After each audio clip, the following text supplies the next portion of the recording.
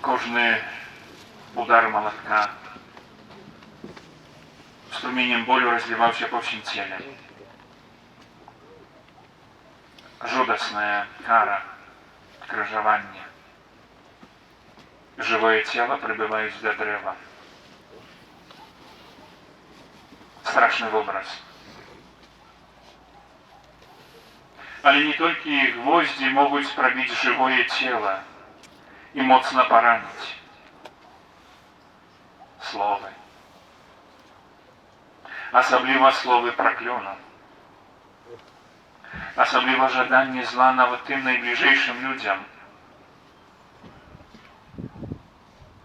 Одна мама з болем сэрца рассказывала про тое, што у моманце, калі паявіліся труднасці з сынам, бо дзесьці ўзяў грошы ў доўг, не меў чым аддаць, і потым трэба было вырашыць гэтую справу, у парве злосці падумала, каб цябе не было ў гэтым доме. Потым адумалася.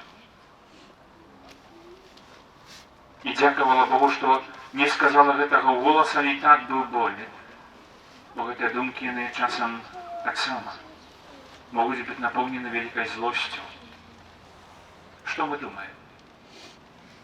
Ці ў нашых думках няма вось гэтага жадання параніць, пабіць, а можа нават і забіць другого чалавека?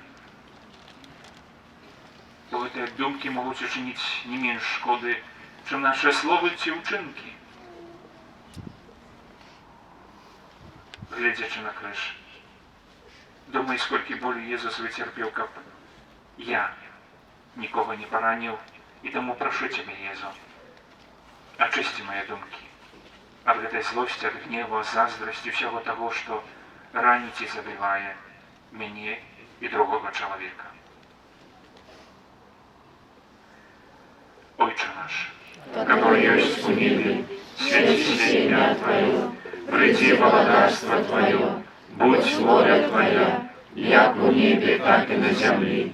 Хлеба нашего штоденного дай нам сегодня, и отпусти нам провины наши, як и мы отпускаем виноватым нашим, и не уводь нас в спокусу, але избавь нас от злого. Аминь.